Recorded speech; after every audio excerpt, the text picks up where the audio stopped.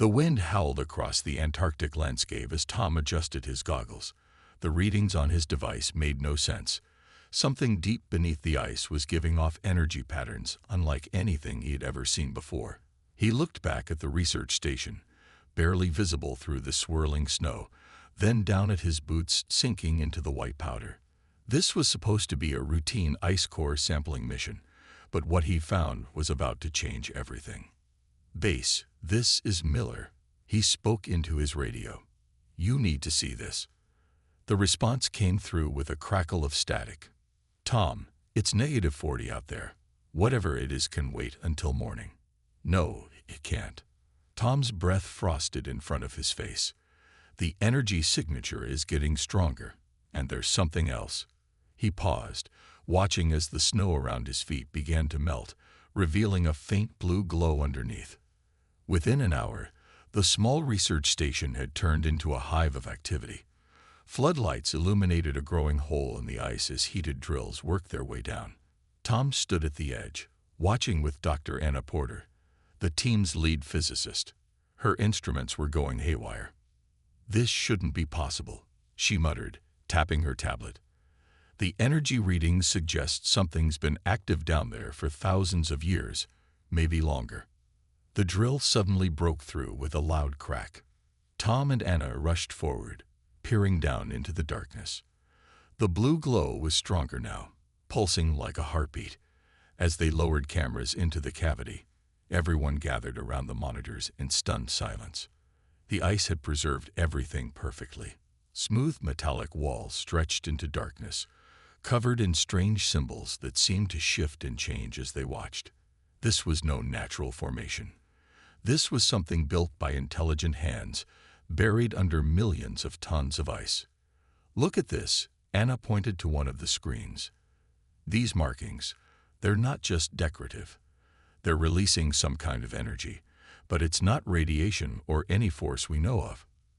Tom felt a strange tingling in his head as he stared at the symbols. They seemed almost familiar, like words on the tip of his tongue that he couldn't quite remember. "We need to get down there." The next few hours were a blur of activity. As word of their discovery spread, military helicopters began arriving at the station. Men in black suits started setting up equipment and cordoning off areas. Tom knew their window of unrestricted access was closing fast. He and Anna managed to join the first team to descend into the structure. As their boots touched the ancient floor, lights began activating along the corridors, responding to their presence. The walls hummed with power that had laid dormant for millennia. In what appeared to be a central chamber, they found it. A holographic display sprang to life as they entered, showing sequences that Anna immediately recognized as DNA. But it was the message accompanying it that made their blood run cold. Project status: suspended. Human weapon initiative deemed too unstable. Subjects display concerning levels of independent thought and emotional capacity. Recommend immediate termination of program. Note: termination order overruled by Council. Subjects to be abandoned on development world Earth. Site sealed to prevent discovery. Tom's hand trembled as he reached out to touch the display. The symbols suddenly shifted, forming words in perfect English. Another message appeared. DNA recognition confirmed. After 50,000 years, a viable subject returns, initiating awakening protocol. The entire structure began to vibrate.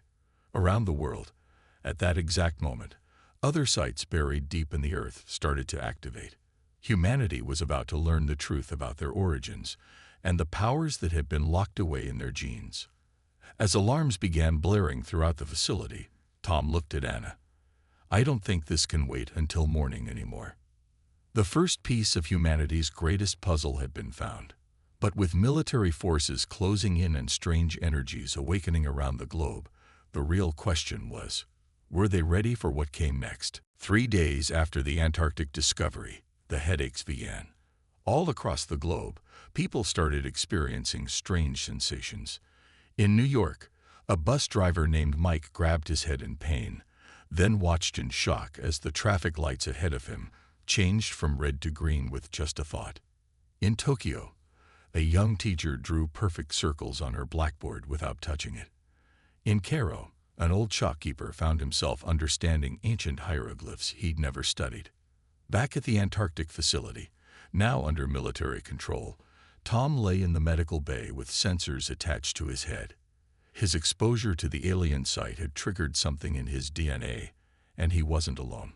Dr. Anna Porter worked nearby, her own headache forgotten as she studied the readings. "Your brainwave patterns have completely changed," she said, looking at the screens. "It's like your mind is operating on new frequencies we've never seen before." Tom opened his eyes, watching as the medical equipment around him responded to his presence. Screens flickered with data he somehow understood, despite never having studied advanced biology or quantum physics. "How many others?" "Thousands, maybe more," Anna replied, pulling up global reports on her tablet. "The military's trying to keep it quiet, but social media is exploding with videos. People are changing, Tom. Whatever that site activated, it's spreading." Commander Jack Wilson entered the room, his uniform crisp despite the Antarctic cold. "We've got similar sites activating in the Sahara, the Amazon, and under the Pacific. All of them are giving off the same energy signature." He paused, looking at Tom. "We need you to help us understand what's happening." Tom sat up, wincing. The knowledge flowing through his mind was overwhelming, like trying to drink from a fire hose. "They didn't abandon us because we were dangerous," he said slowly, pieces falling into place. "They abandoned us because we were too good at learning their secrets." Suddenly, alarms blared throughout the facility. Anna rushed to a window, her eyes widening. The perpetual Antarctic night was being lit up by strange lights in the sky. "We've got company." Through the swirling snow, massive shapes descended from the clouds. Ships, unlike anything Earth had ever seen, their surfaces gleaming with the same symbols found in the underground site. As they watched, a message broadcast itself directly into their minds. "To the awakening ones, your dormancy was never meant to last this long. We are the Watchers, tasked with observing your development. The great experiment must now end." Tom stood up, pulling off the medical sensors. His headache was gone, replaced by a clarity he'd never felt before. The alien technology around him now felt as familiar as his own hands. "They're lying," he said. "I can feel it. They're not here to help us." Commander Wilson's radio crackled with reports of similar ships appearing over major cities worldwide. The Watchers had come to every continent, their message broadcasting in every language. Anna grabbed Tom's arm, her own awakened abilities letting her sense his thoughts. "The ruins weren't just a message," she said. "They were a key, unlocking what was already inside us. We're not their weapons or their experiment. We're their successors." Through the window, they watched as more ships filled the sky. Humanity's moment of awakening had come, but it wasn't going as the Watchers had planned. All around the world, newly awakened humans were discovering abilities that had laid dormant for millennia. Tom walked to the window, placing his hand against the cold glass. The symbols on the ships above pulsed in patterns he could now read clearly. "They're not here to welcome us," he said grimly. "They're here to stop us before we reach our full potential." The greatest battle in human history was about to begin, and this time, humanity would not be forgotten. The meeting room at the United Nations was silent as the Watchers' representative stepped forward. The alien looked almost human, but not quite. Too tall, too perfect, like a statue that had come to life. Its skin had a slight metallic sheen, and its eyes held centuries of knowledge. Tom sat between Commander Wilson and Dr. Anna Porter, his newly awakened abilities letting him sense the tension in the room. Representatives from every major nation watched as the Watcher began to speak. "We created you," the alien said, its voice oddly musical. "You were to be our perfect soldiers, designed to fight wars across the galaxy. But you grew too quickly, developed too much independence. We had no choice but to abandon the project." Anna leaned forward, her voice clear in the huge chamber. "That's not true. We've read the ruins data. You didn't abandon us because we failed. You abandoned us because you were afraid." The Watcher's face showed no emotion, but Tom felt a ripple of anger emanate from it. Outside the UN building, more ships hung in the New York sky, their presence a constant reminder of humanity's new reality. "You understand nothing," the Watcher said. "Your species was meant to be contained, controlled. Instead, you've spread across your world, building civilizations, developing technologies. And now, you're awakening to abilities that were meant to stay dormant forever." Suddenly, every screen in the room lit up with images from around the world. Humans using their new abilities, healing the sick, understanding ancient languages, controlling technology with their minds. But the Watcher pointed to different images: chaos in cities, people fighting, some using their powers in anger. "See, you're too unstable, too emotional, too human." The Watcher's eyes swept the room. "We offer you a choice. Submit to genetic correction or face extinction. You have 24 hours to decide." As chaos erupted in the chamber, Tom stood up. The knowledge flowing through his awakened mind had shown him something the Watchers didn't know. He walked to the center of the room, facing the alien. "You're not the only ones who made us," he said loudly. The room fell silent. "The ruins showed us the truth. You were just one of many species involved in our creation, and the others didn't agree with abandoning us." The Watcher's perfect composure cracked slightly. Tom pressed on, accessing knowledge that had been locked in his genes for millennia. "Humanity isn't just your weapon project. We're a combination of the best traits from dozens of species. Some wanted us as soldiers, yes, but others saw our potential for more. For art, for science, for peace. They helped hide us from you." Anna joined him, her own abilities letting her project images into the air: ancient star maps, genetic codes, hidden messages from the ruins. "We were never forgotten," she said. "We were protected, given time to grow on our own." Commander Wilson stepped forward too, adding his military authority to their stand. "Humanity won't be corrected or controlled. We choose our own path." The Watcher's response was cut off by new alerts. Above Earth, more ships were appearing, different from the Watcher's vessels. They moved into defensive positions around the planet, their designs familiar to Tom's awakened mind. "Ah," he said, smiling slightly. "Right on time. Our other parents have arrived." Through the UN's windows, they watched as the new ships faced off against the Watchers. Humanity's forgotten protectors had finally revealed themselves, ready to stand with Earth against those who would deny them their birthright. The Watcher's perfect face showed the first traces of fear. It had expected to find an isolated, primitive species. Instead, it had walked into a family reunion, and humanity's other creators had come to join the party. The ancient library beneath the ice hummed with power as Tom and Anna descended deeper than anyone had gone before. Above them, ships from a dozen alien species filled Earth's skies, some protecting humanity, others supporting the Watcher's demands for control. "Here," Tom said, placing his hand on a wall that seemed to ripple at his touch. "This is what they didn't want us to find." The wall dissolved, revealing a vast chamber filled with floating holograms. Each one showed a different alien species, all contributing something to a central DNA strand that Tom recognized as human. Anna walked to the nearest display, her awakened abilities letting her understand the complex data. "The Watchers weren't our creators," she said softly. "They were just the project managers, and they failed." Commander Wilson stepped into the chamber behind them, his boots echoing on the metallic floor. "Failed at what?" "Failed to stop us from becoming more." Tom waved his hand, and the hologram shifted to show a timeline. "Look, every species added something to our DNA. The Watchers wanted soldiers, yes. But the others, they each gave us gifts." The images showed the truth. One species had given humans their capacity for art and music.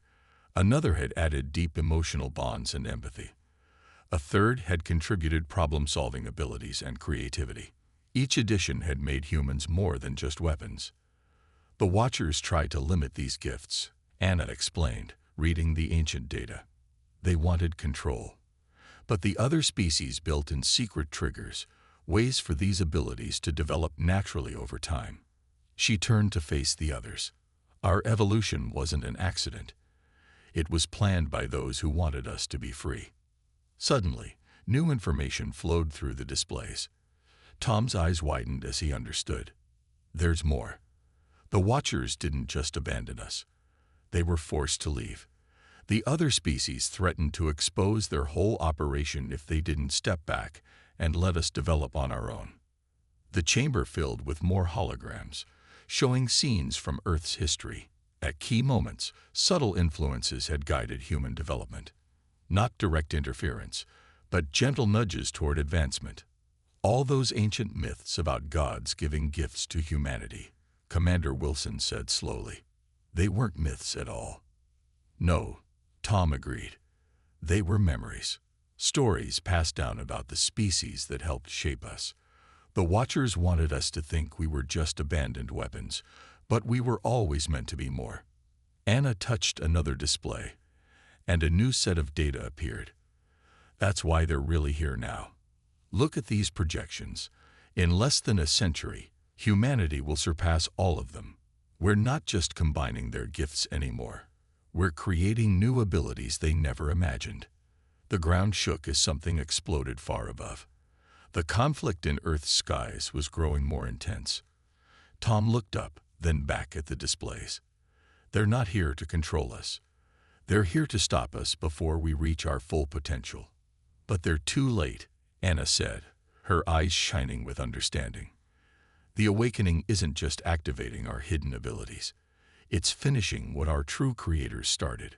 We're becoming what we were always meant to be. Commander Wilson's radio crackled with reports of more ships entering the solar system. Then we better make sure we survive long enough to see it happen. Tom nodded, closing the ancient displays. As they headed back to the surface, he smiled slightly. The Watchers had wanted simple soldiers, bound by orders and limited by design. Instead, they had helped create something far greater, a species that combined the best traits of all its creators, ready to take its place among the stars. Now they just had to prove it. The room fell silent as the alien stepped out of its disguise. One moment it looked like a normal human businessman. The next its skin shimmered and changed, revealing its true form, tall, elegant, with iridescent scales that caught the light. "My name is Ray," it said, using its human name. "I've been living among you for 30 years, running a tech company in Silicon Valley. And I'm not the only one." Tom, Anna, and Commander Wilson sat at the conference table in the underground Antarctic facility, watching as more humans revealed their true forms. Each one was different. Some had blue skin, others multiple eyes, some seemed made of living crystal. "We are the children of your other creators," Ray explained. "We've been watching, protecting, waiting for this moment. The Watchers weren't the only ones who made experiments. We were all created too, each for a different purpose." Anna leaned forward, her awakened ability sensing the truth in his words. "You've been hiding among us all this time." "Not hiding," another alien said, her form shifting like flowing water. "Living with you, learning from you. Humans have something none of our species ever managed to achieve: true adaptability." Commander Wilson stood up, looking at each alien in turn. "Why reveal yourselves now?" "Because the Watchers have forced our hand," Ray answered. "They want to prevent what's already happening, the rise of a species that combines all our best traits. They fear what humanity is becoming." The facility's screens lit up, showing battles in orbit.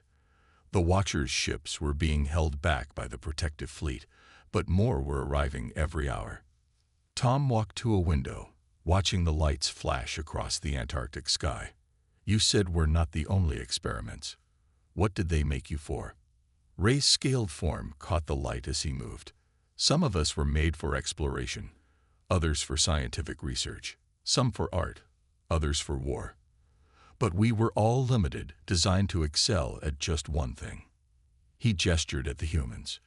You were different. You got everything. Not as strong as the best of each trait, but able to combine them in ways none of us can. And now we're offering an alliance, the liquid-like alien added, not as protectors or guardians, but as equals.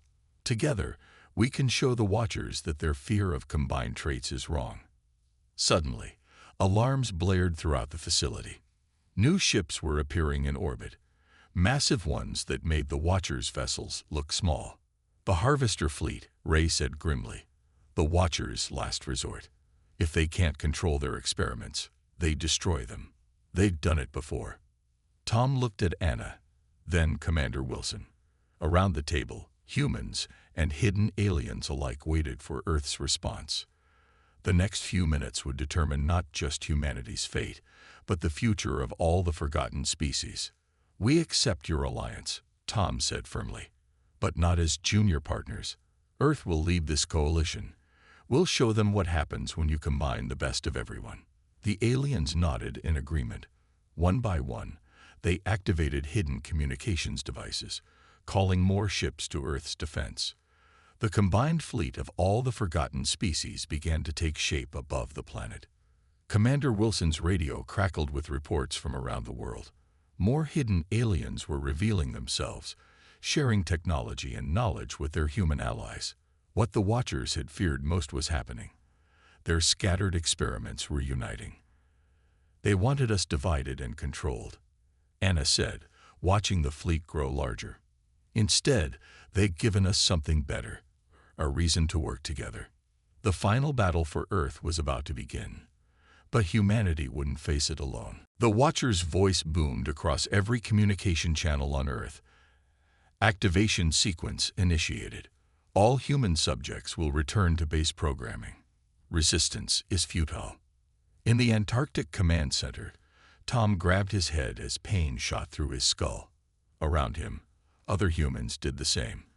The Watchers had triggered their failsafe, trying to reset human consciousness to its original weapon programming. But something was different. It's not working, Anna said, standing straight despite the pain. They don't understand. We're not the same beings they created anymore. Commander Wilson watched the monitors as reports flooded in from around the world. Instead of falling under the Watchers' control, humans were manifesting new abilities. The failsafe wasn't suppressing their evolution, it was accelerating it. They made a mistake, Ray said, his scaled form shifting with excitement. Human DNA hasn't been static for 50,000 years. It's been evolving, combining with itself in new ways. The failsafe is activating everything at once. Above them, the Harvester fleet opened fire on Earth's defensive shield, a combination of human technology and alien engineering. The Coalition fleet responded, ships from a dozen forgotten species moving in perfect formation with human pilots leading the charge. Tom touched the command center's main console, his enhanced abilities letting him connect directly with Earth's defense systems. They gave us the ability to interface with any technology, he said. They never thought we'd use it to improve the technology itself. Around the world, more humans were awakening. A farmer in Kansas suddenly understood how to merge alien plant genetics with Earth crops. A teenager in Brazil figured out how to enhance the Coalition's shield technology. A teacher in Egypt discovered she could translate and improve upon the Watchers' own battle strategies. The Harvester fleet's first wave broke against Earth's defenses. The Coalition ships pressed their advantage, using tactics no single species would have thought of alone. Humanity's gift for combining different approaches was proving more powerful than pure strength. New energy signature detected, Anna called out, reading the sensors. The Watchers are powering up their main weapon. A massive beam of energy shot from the Harvester fleet's flagship, aimed at Earth's shield. But as it struck, something unexpected happened. The humans operating the shield didn't just block the attack. They absorbed it, understood it, and improved it. Send it back, Commander Wilson ordered. Show them what humanity can do with their own weapon. The shield pulsed, and a modified version of the beam shot back at the Harvester fleet. Where the original beam had been pure destruction, this one was precisely targeted, disabling the Watchers' weapons while leaving their life support intact. Impossible, the Watcher's voice crackled over the comms. You cannot comprehend such technology. Tom smiled as he accessed more of Earth's systems. That's where you're wrong. We don't just comprehend it. We make it better. That's what you never understood about humans. We don't just use tools, we improve them. We don't just learn, we innovate. And we don't just fight, we protect. The Coalition fleet surrounded the disabled Harvester fleet. On Earth's surface, millions of newly awakened humans were reaching out with their abilities, adding their strength to the shield, improving weapons, developing new technologies that combine the best of all species. Your choice, Commander Wilson broadcast to the Watchers. Surrender and join our coalition, or leave. But humanity will not be controlled. Not by you, not by anyone. The silence that followed was broken by Ray's laughing. I don't think they expected their perfect weapons to offer them mercy.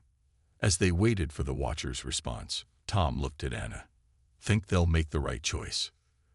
They better, she said, because I don't think they can stop what's coming next.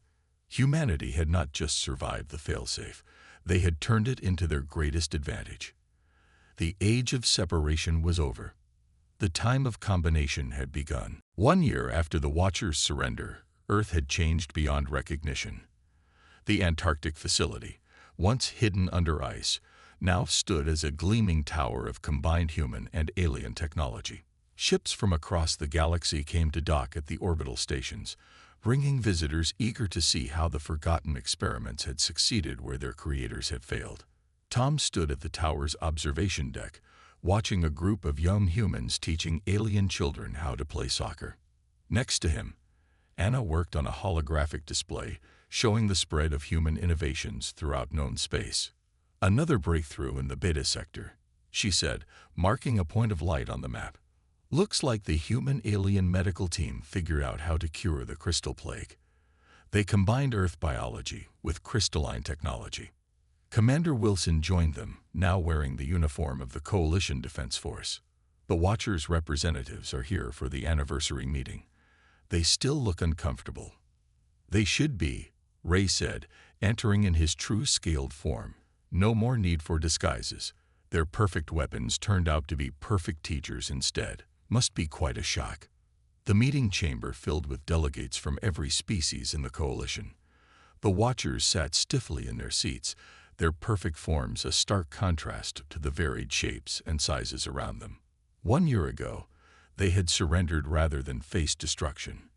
Now they had to watch as their greatest fear came true, but not in the way they had expected. Tom stepped up to the central platform. As humanity's chief ambassador, it was his job to present the year's progress. The holographic displays came to life around him, showing scenes from across the galaxy. In 1 year, he began, the Coalition has solved more problems than any single species did in a century. Humans don't just combine different technologies.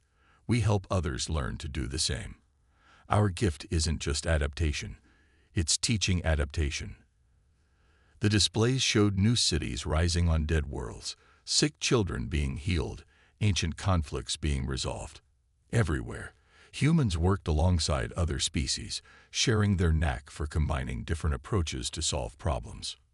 We were designed to be weapons, Tom continued, looking directly at the Watchers. But we chose to be builders instead. You gave us the ability to understand any technology. We used it to improve everything we touched. You gave us tactical minds. We used them to plan peace rather than war. Anna stepped up beside him, adding her own data to the display. Earth has become more than just our home. It's a place where any species can come to learn, to grow, to find new ways of thinking. We don't conquer, we connect. The chamber erupted in applause, a dozen different species showing approval in their own ways. Even some of the Watchers joined in, finally understanding what their experiment had actually created. Commander Wilson's communicator beeped. He looked at it and smiled. The first joint colony ships are ready, humans and Coalition species, heading out together to explore deep space. That's the real legacy, Ray said. Not just surviving, but thriving, growing, bringing others along with us. As the meeting continued, Tom walked back to the observation deck. The sun was setting over the transformed Earth, its light reflecting off orbital stations and visiting ships. Below, more children, human and alien, played together, learning from each other, combining their strengths. "We were forgotten by design," he said softly, "but we made ourselves impossible to ignore." Anna joined him, taking his hand. "What do you think we'll achieve in another year?" Tom smiled as he watched a new ship rise from the spaceport, carrying the combined knowledge and dreams of a dozen species to the stars. "Whatever we can imagine, that's the gift they didn't mean to give us. The ability to see not just what is, but what could be." The forgotten ones had found their purpose, not in war, but in peace, not in conquest, but in connection, not in power, but in possibility. And the galaxy would never be the same.